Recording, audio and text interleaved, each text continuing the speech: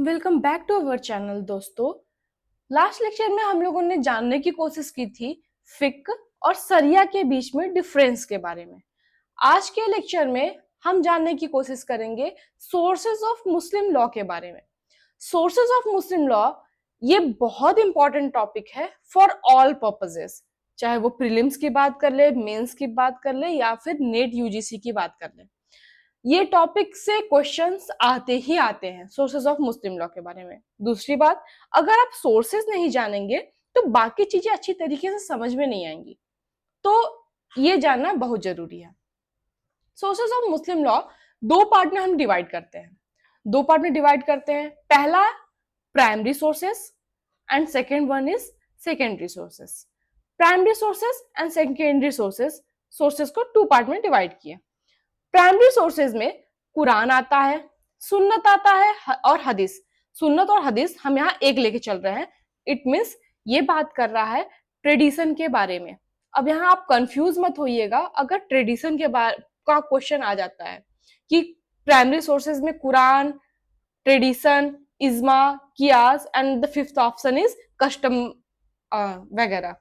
तो आप इसमें से अगर ऐसा क्वेश्चन आता है प्री में कि इनमें से कौन सा प्राइमरी सोर्स नहीं है, तो आप ये कंफ्यूज मत होइएगा कि ये ट्रेडिशन या सुन्नत या हदीस ये अलग चीजें हैं। ये तीनों एक ही चीजें हम यहाँ मान के चल रहे हैं। हाँ, हदीस और सुन्नत में डिफरेंस होता है, ये हम आपको लास्ट लेक्चर में बता चुके हैं। अभी हम वापस से इसको क्लैरिफाई करेंगे बाद में। पहले हम ये जानते हैं कि सुन्नत और हदीस ही ट्रेडिशन होता है। ट्रेडिशन मतलब जो चीजें चली आ रही हैं, सुन्नत और हदीस।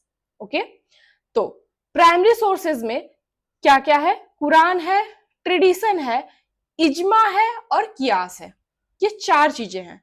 हाँ, अगर आप कहीं कहीं किसी किसी बुक्स में देखेंगे तो ये थोड़ा कंट्रोवर्शियल हो जाता है कि प्राइमरी सोर्सेज में कौन सी चीजें आती हैं, जैसे इज्मा, कियास। ये किसी कोई कोई इसको सेकेंडरी सोर्सेज में रखता है, केवल प्राइमरी सोर्सेज में कुरान और ट्रेडिशन को ही रखता है जबकि हदीस है। तो ये इसमें थोड़ा सा डिबेटेबल टॉपिक है कि इसमें क्या होना चाहिए। फिलहाल ये मान के चलिए कुरान, ट्रेडिशन, इज्मा और कियास ही प्राइमरी सोर्सेस है। ओके, हाँ, इस बेसिस पे कोई क्वेश्चंस गलत नहीं होते, लेकिन हाँ, ट्रेडिशन को लेके कंफ्यूज मत होइएगा। हम बात करते हैं ट्रेडिशन की। ट्रेडिशन को लेके कंफ्यूज नहीं होना है, डेफिनेटली ये प्राइमरी सोर्स में ही आता है। ओके, इज्मा कियास को लेकर के डिबेट चल रहा है भाई, लेकिन इसको भी हम रखेंगे अभी प्राइमरी सोर्सेस में। ये चार चीजें हैं प्राइमरी सोर्स की। सेकेंडरी सोर्सेज में आता है कस्टम। कस्टम और उर्फ भी कहते हैं उसे। जुडिशियल डिसीजंस मतलब जजेस के द्वारा दिया गया जो भी डिसीजंस है, जैसे इसका एग्जांपल ट्रिपल तलाक वगैरह पे अभी जो जुडिशियल डिसीजन आया था, तो वो भी एक सोर्स बन गया, तो ये सेकेंडरी सोर्स में आ रहा है। फिर लेजिस्लेशन, एक्ट पास हो रहा है, जैसे वक्फ एक्ट है, तो ये सारी चीजें सेकेंडरी सोर्स में आ गई। Justice, equity and good conscience, justice, equity and good conscience के ऊपर जो भी चीजें बेस्ड है, जो भी चीजें निकल के आ रही मुस्लिम लॉ में, ये भी सेकेंडरी सोर्स में आता है। यहां तक चीजें आपको समझ में आ गई होंगी। ये चीजें याद करने वाली हैं कि primary sources of Muslim law is Quran, tradition that is हदीस और सुन्नत, इज्मा, कियास, and secondary sources is custom और उर्फ, judicial decisions, legislation, justice, equity and good conscience. Okay, अब हम बात करेंगे इस लेक्चर में, हम छोटे छोटे टॉपिक में से डिवाइड करके समझेंगे। तो पहले कुरान को हम देखते हैं। Quran, the word Quran has been derived from the Arabic word qurra. Qurra word से ये कुरान वर्ड निकला है, जिसका मतलब होता है टू रीड, पढ़ना। कुर्रा वर्ड से ये वर्ड कुरान निकला है। जो कुर्रा वर्ड है that is a Arabic word. Arabic word of कुर्रा means to read. Quran which is the divine communication. अब भाई कुरान में जो भी बातें लिखी गई हैं वो तो डिवाइन कम्युनिकेशन है। किसके बीच में? प्रॉफिट ऑफ इस्लाम के बीच। जो प्रॉफिट थे मोहम्मद, उन्होंने इसे फर्स्ट सोर्स माना, कुरान को फर्स्ट सोर्स माना मुस्लिम लॉ का। ये कहां से उन्होंने लिया कुरान को? कुरान जो उनकी डिवाइन कम्युनिकेशन थी वहां से कुरान निकल करके आया। It is the Paramount and universal authority of Muslim law. भाई कोई भी बातें, चाहे वो हदीस की बातें हो, चाहे वो इजमा की बातें हो, कियास की बातें हो, जुडिशियल डिसीजंस, कस्टम्स, लेजिस्लेशन या फिर justice, equity and good conscience, ये कोई भी चीजें कभी भी ओवरलैप नहीं कर सकता है कुरान को। मतलब कि अगर कोई ऐसी बात है जिसके लिए कुरान अलाउ नहीं कर रहा है, कौन? कुरान।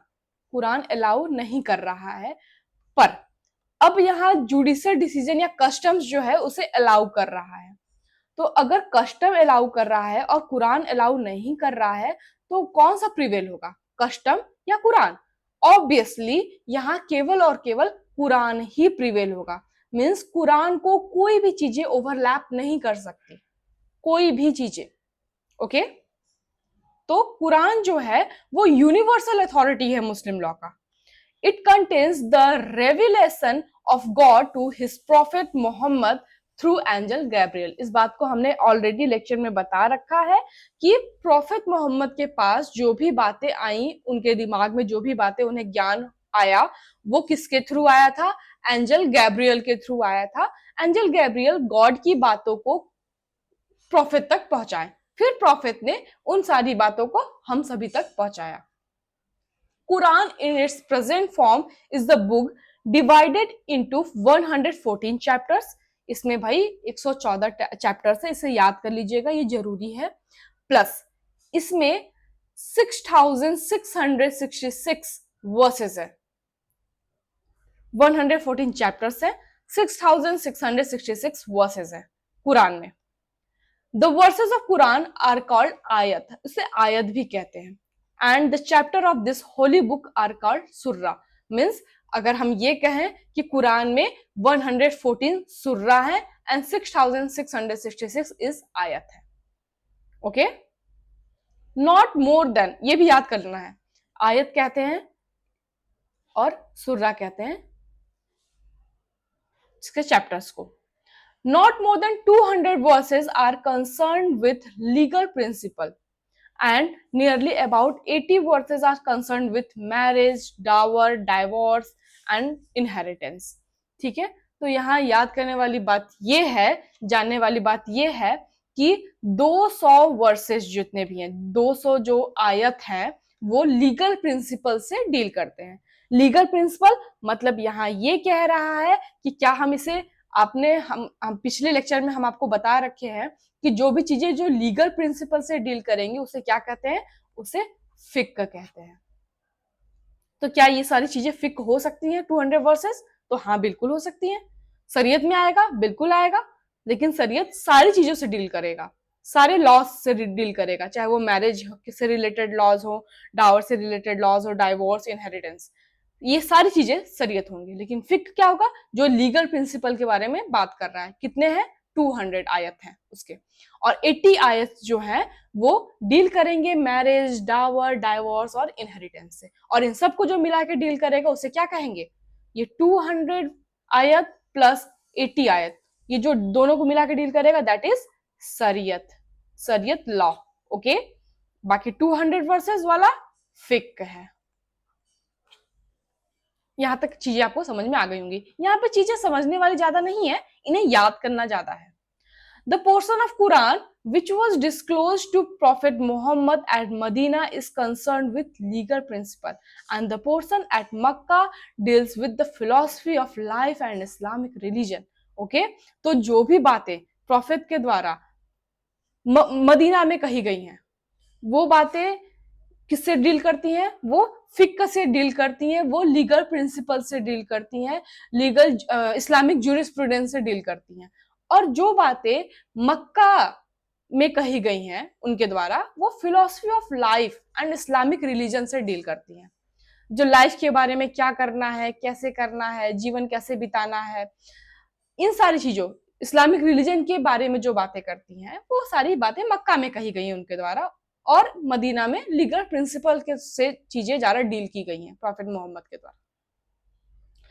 अब ये देखिए, यहाँ बात आती है, क्या प्रॉफिट मोहम्मद के समय पर ये कुरान जो है वो आ गया था, वो बुक फॉर्मेट में था?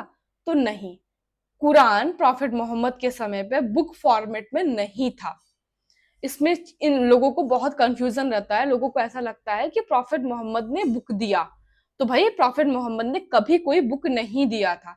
उन्होंने सारी बातें अपने लोगों को, जितने भी उनके साथ कंपेनियंस थे, उनको बताई थी।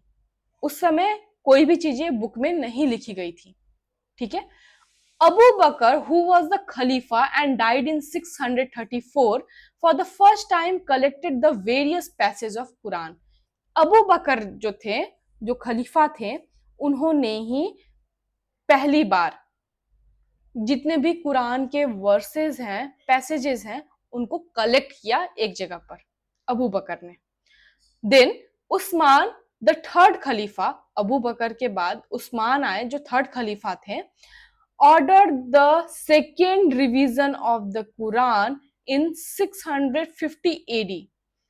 650 एडी में उस्मान ने उसका सेकेंड रिवीजन किया था कुरान का, वापस से उसे ऑर्डर में किया था, जो कि प्रॉफिट मोहम्मद की मृत्यु से, जब भी उन्होंने अपना देह छोड़ा है भाई, उनकी डेथ से 18 साल के बाद कुरान को टेक्सचुअल फॉर्म में किया गया, जो कि अभी हमारे सामने है। कहीं कहीं किसी को नहीं पता होगा ये बात, ये जान लीजिए, कुरान जो है वो आज भी, जो भी इन्होंने उस्मान ने किया, उस्मान ने उस समय जो भी कुरान को टेक्सचुअल फॉर्म में कन्वर्ट किया इन 650 एडी में, वो आज भी टॉप कॉपी म्यूजियम, इसका नाम है टॉप कॉपी म्यूजियम, इस म्यूजियम में रखा है ये कुरान, ओरिजिनल कुरान, जो उस समय उन्होंने टेक्सचुअल फॉर्म में कन्वर्ट किया था सारी बातों को प्रॉफिट के। तो पहली बार कुरान को टेक्सचुअल फॉर्म में, पैसेज फॉर्म में जिन्होंने लाया वो थे अबू बकर, जो कि सुन्नी कम्युनिटी को लीड किया था जिन्होंने। बाकी उस्मान वाज द थर्ड खलीफा, जिन्होंने टेक्सचुअल फॉर्म में कुरान को लाया इन 650 एडी में, प्रॉफिट मोहम्मद के डेथ के 18 ईयर्स के बाद। वो टॉप कॉपी म्यूजियम में आज भी रखा हुआ है। तो क्या कुरान में स्कॉलर्स के वर्ड इंक्लूडेड है? बिल्कुल भी नहीं। कुरान में किसी भी स्कॉलर का कोई भी वर्ड इंक्लूडेड नहीं है। कुरान में वही बातें कही गई हैं जो कि प्रॉफिट मोहम्मद के द्वारा बताई गई हैं। प्रॉफिट मोहम्मद की भी क्या उनका खुद का थॉट था कुरान में? बिल्कुल भी नहीं। प्रॉफिट मोहम्मद का कोई थॉट नहीं था कुरान में। प्रॉफिट मोहम्मद का थॉट्स जो थे वो उनके बारे में जो भी था वो हदीस में है। बाकी कुरान में केवल और केवल गॉड के वर्ड्स हैं। ये जो टॉप कॉपी म्यूजियम है, ये है आपका टर्की में, टर्की में है ये टॉप कॉपी म्यूजियम, जहां पे ओरिजिनल कुरान आज भी रखा हुआ है, जिसको कलेक्ट किया था टेक्सचुअल फॉर्म में उस्मान ने, जो कि थर्ड खलीफा था। टर्की कहाँ है भाई? टर्की है इस्तांबुल में, एक इसके म्यूजियम में ये रखा हुआ है। ओके, यहां तक आपको टॉपिक क्लियर हो गया होगा। अब जो कुरान में चीजें बताई गई हैं उसको डिवाइड किया गया, कुछ उसके हेड्स है, जैसे metaphysical and abstract, theological, ethical and mystical, ritual and legal. ये 4 पार्ट में कुरान के जो हेड्स हैं उनको डिवाइड किया गया है। इसे थोड़ा ध्यान दीजिएगा। मेटाफिजिकल एंड एब्स्ट्रैक्ट के मतलब यहाँ ये कह रहा है कि आध्यात्मिक बातें, मेटाफिजिकल एंड एब्स्ट्रैक्ट मतलब जो भी आध्यात्मिक बातें थी, पहला वो हेड हो गया। थियोलॉजिकल बातें मतलब study of religious faith, theological बातें हो गया। फिर एथिकल एंड मिस्टिकल, एथिकल मतलब नैतिकता की बातें, कुछ रहस्यपूर्ण बातें। रिचुअल एंड लीगल, रिचुअल आपको पता है, एंड लीगल कैसे बिताना है चीजों को, कितनी बार नमाज पढ़ना है, कैसे रहना है, कुछ रिचुअल्स बताए गए हैं, तो वो फोर्थ हेड में है। थर्ड हेड में एथिक्स की बातें कर रहा है, theological and metaphysical and abstract. तो ये 4 पार्ट में कुरान को डिवाइड किया गया है इन फॉर्म के हिसाब से। जैसे पहले जो फॉर्म होगा, हेड होगा, उसमें ये सारी चीजें कलेक्टेड हैं। सेकंड में थियोलॉजिकल चीजें हैं। थर्ड में एथिकल चीजें, नैतिकता के बारे में बात कर रहा है। फोर्थ में रिचुअल एंड लीगल चीजों के बारे में बात कर रहा है कुरान। ओके, यहाँ तक चीजें आपको क्लियर हो गई होंगी। अब हम आते हैं ट्रेडिशन पर। यहां से ट्रेडिशन याद रखिएगा, कुरान और ट्रेडिशन ये दोनों मोस्ट प्राइमरी सोर्स हैं मुस्लिम लॉ का। इसमें ये डिस्प्यूटेड है अभी भी कि इजमा और कियास आता है या नहीं आता है, लेकिन अभी हम लेके चल रहे हैं इन लोगों को भी साथ में प्राइमरी सोर्सेस के अंदर ही। Sometime it happened that no direct revelation came to the prophet, and in the meantime, some question had to be decided. In such circumstances, the prophet exercised his own judgment and frequently consulted his companion. कुछ बातें ऐसी हुई कि जब profit जीवित थे उस समय पर कुछ बातें ऐसी हुई कि कुरान में कुछ बातें नहीं कही गई हैं। अब कुछ बातें कुरान में जब नहीं कही हैं तो उसे डिसाइड कौन करेगा, उसे बताएगा कौन कि इस सिचुएशन में हमें क्या करना है। वो प्रॉफिट मोहम्मद ने अपना दिमाग लगा करके उस चीजों को डिसाइड किया, उस चीजों को सॉल्व किया कि आगे आपको क्या करना है, अपने कंपेनियन के साथ कंसल्ट करके खुद का जजमेंट दिया। उसे कहते हैं ट्रेडिशन, उसे कहते हैं हदीस। Okay, the idea contained in such opinion of profit word inspired by God. ये कुरान में कही गई बातें, कोई भी बातें कंट्राडिक्ट कभी नहीं कर सकती हैं हदीस से या सुन्नत से। कोई भी बातें कुरान में कही गई ये हमेशा साथ में उसे जोड़ेंगी, एड ऑन करेंगी, ना कि कंट्राडिक्ट करेंगी। Okay, during his life time the profit pronounced his verdict, did certain things and also allowed tacitly the doing of certain things permitted by Islam. काफी चीजें जो प्रॉफिट अपने जीवन काल में ही सॉल्व करके गए जो कि कुरान में नहीं लिखी गई थी, लेकिन बाद में भी ये चीजें अराइज होंगी कि अब प्रॉफिट के बाद कौन इसे सॉल्व करेगा। लेकिन फिलहाल हदीस में जो बातें कही गई हैं वो प्रॉफिट और उनके कंपेनियंस के द्वारा कही गई हैं कि जो बातें कुरान में नहीं है उस सिचुएशन में आपको क्या करना है उसके बारे में हदीस आपको बताता है। Consequently, what was said or done or upheld in the silence by the prophet become a primary source of Muslim law. Second point of time and authority, only the pious Quran is the technically known as Sunnat. तो यहां पर यह कह रहा है कि जो भी बातें कुरान और सुन्नत में, कुरान और हदीस में कही गई हैं उसे प्राइमरी सोर्स में रखा गया है। लेटर जो भी बातें कही गई हैं उसे सुन्नत मान ले रहे हैं। सुन्नत means the model behaviour of profit, मतलब कि प्रॉफिट कैसा किया करते थे, कैसे रहते थे, कब वो सोते थे, कब वो उठते थे।